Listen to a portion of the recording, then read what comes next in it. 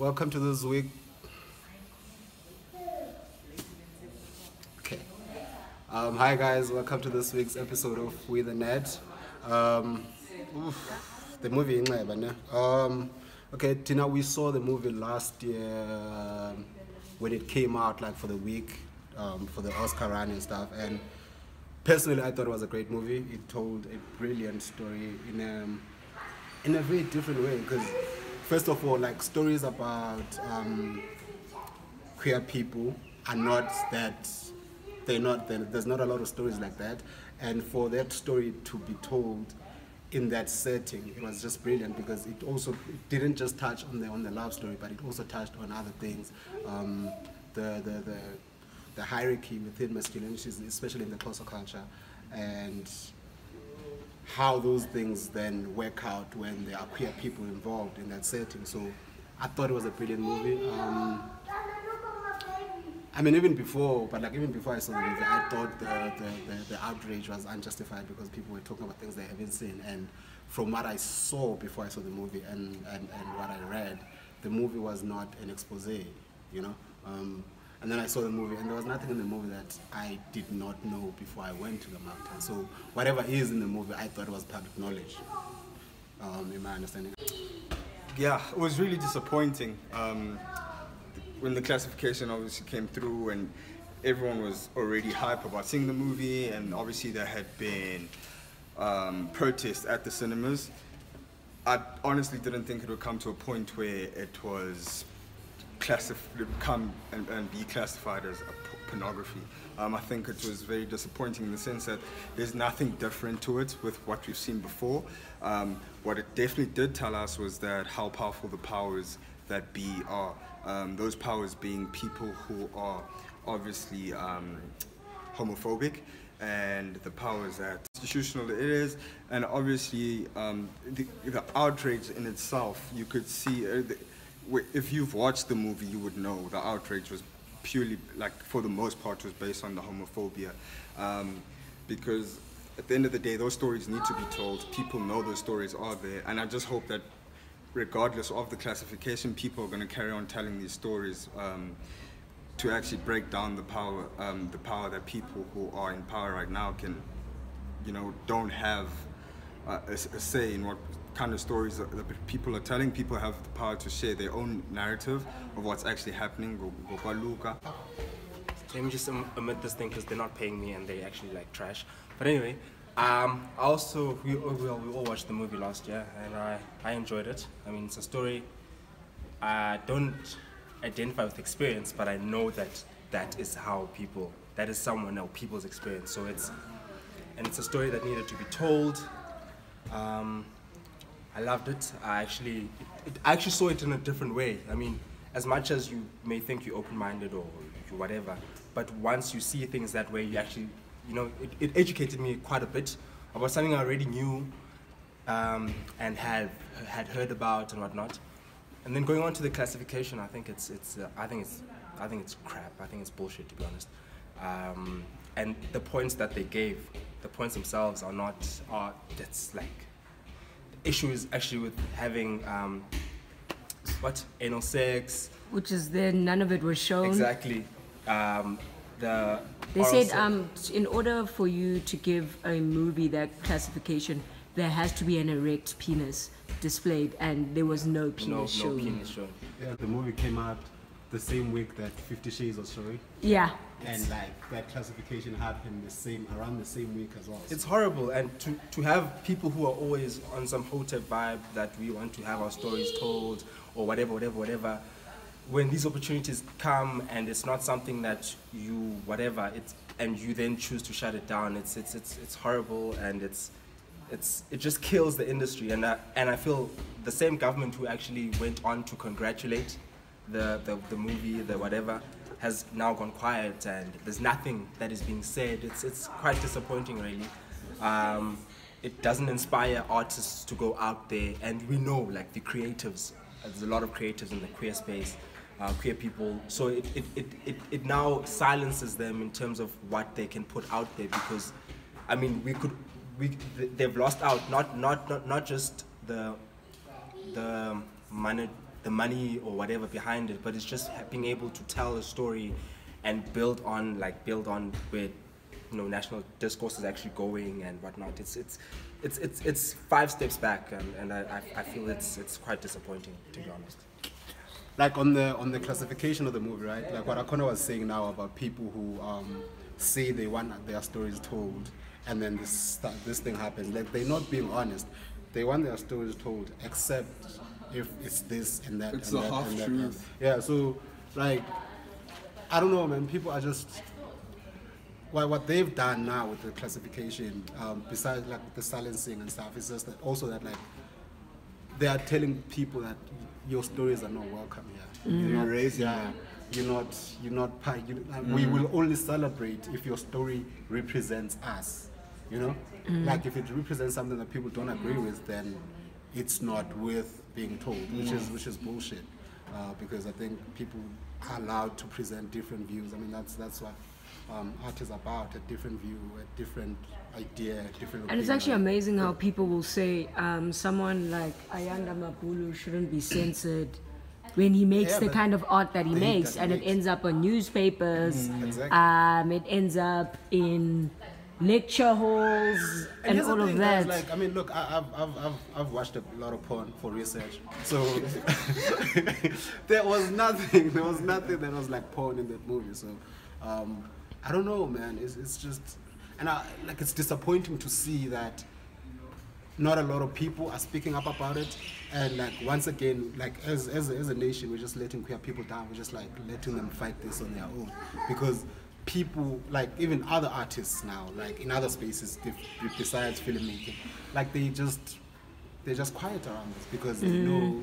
I don't know if maybe they're scared. Yeah. But like it's disappointing because today it might be this about queer people, and then tomorrow it might be something else. Like someone else might be silenced for their art, and then they will be wanting support from everyone. But then now here's an opportunity to support people that are being silenced, and no one is doing anything. No one is really saying anything. So it's just disappointing. It just goes to show where we are as a nation and as a people in general. We're very far off from. Another thing I was thinking of is that it's so weird how everyone was focused on how ridiculous the people who were protesting against the movie were, in terms of, they're saying they're going to go burn down New Metro, and it's like, haha, how are you going to burn it down? Gandhi, these people, we forgot. You always think that bigots are people who do not think things through, people, and we always forget like how much thought goes into hating something. It's not a thoughtless process. So now it's like you were focusing on how all the people making threats, we're gonna kill Nakane. Okay, wait, how are you gonna get to him? But then, so we focused on that while these guys were actually going back and relying on how messed up the system is and how homophobic it is, and that's how they won. Well, for now. I think with us laughing at those things, I think we thought that everyone else who makes these decisions was thinking about it logically, like we did. The same way we did, yes. But actually, nah. So that's also another thing, is that you think that whatever, they never really do it. But put those guys in a group with Unakane there, though, like it's how those things happen. Those things have happened so often that you can't even discount the violence and say, so guys, just threats, because those things really happen. As love happens, Eshatini, I've seen Abantu, love has come from there, so I don't understand why. And in a weird way, it's so telling that what actually happens in the movie played itself out in reality. The silence. Exactly, the silencing that took place in reality. Like how it's actually so, it's very symbolic. This is like how beautiful that story was told. For me, it really stuck out, because going into the movie, you knew what the story is about. Like, you had an idea. But like the way it played out and the way that Nakane's character actually ended up trying to fight off who he actually was and ending up going. And that's what society is doing. And that's exactly what society is doing. So the way that that movie played out, the way that the reaction to the movie played out, is like it's very similar. It's poetic in a sense, but yeah, that's a beautiful movie. So go out and watch the movie, guys. When they reclassified, because I feel like they're gonna win, considering those points. I mean, those points speak about how the movie Yes, no, besides the nudity, they speak about how it's offensive to women and how that spread is prejudice. And I'm just like, but then you must scrap Ulaluga as a whole. Because the most of it, and they say how they said, yes, the movie creates the perception that young men are taught that when they come out of the bush, they must then go test drive their penises on women. And that is rape culture. And it's like, but that's what happens. So scrap the whole process then. Then you have exactly. Then you are taking the wrong thing. Then you are taking the person like retelling what really happens instead of like going back to the point. Because that's the thing. That's what we said like the last time, that people are not addressing the correct things. You should be addressing that kids die at the mountains and that what they are being taught. Like you are only taught you are only for like 6 months, and then after that, like what happens? Exactly. Like that's what they should be addressing. Okay, and that's not the responsibility of the film board. The film board should tell the story, finish and as is. How people relate to it, how it affects. It's really not their story to tell. But yeah, I don't know what more. From the city perspective, I think hustle culture needs to actually understand the fact that women need their own space to actually be themselves in that world, because the way it's set up currently, it's just men dominating the whole space of the culture of Isiko. So they don't have actually space for them to actually create, be themselves. So that's why you're getting now this type of reactions from society and all. So the idea that women do not belong in Isiko is the issue. Yeah. So unlike or they don't play a part. So with us, Amadot have their own space to be themselves. Women have their own space to be themselves. So so whenever you space on you understand, okay, good restrictions is tailored that you can't go through. So that's why we find that our culture is much more secretive. So like a conditator beyond what happens there. That's why they don't allow Ilenduka things such as cell phones or any outside contact with anyone. So those things actually affect, the funness I live each other with that guy. Those things. To avoid this, that's like disrespect to Isiko. Because just exposing. But was a lot, because I mean your ancestors didn't have cell phones, so having a chance of and like when Isiko was being designed, they couldn't think of those restrictions. They weren't in place. So when they were making the rules, those things weren't considered because they didn't exist. So do you think Isiko needs to evolve? Yeah, I think it has to evolve. Essentially, it has to, because and things are getting interesting. Who's to say we're not kind of ex being a group is Nimbolo? Because really, exactly. You could see to be honest, like all I see is a love story. Exactly. Besides all, it's just the setting, and who says that cannot be a setting? Yeah, exactly. Fucking beautiful.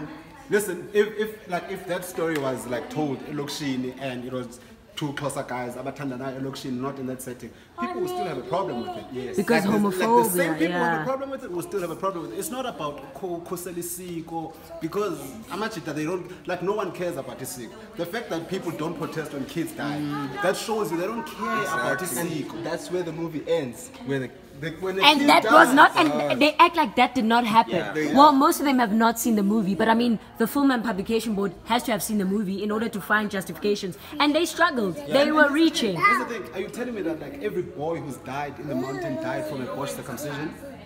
Everyone? Exactly. Yeah. That's not the case. No. Guys, and so like, what about those things? If you protest and you want to protect the Isiko, and because the Isiko the way it is. You shouldn't be protesting because it's sick of the way it's being portrayed.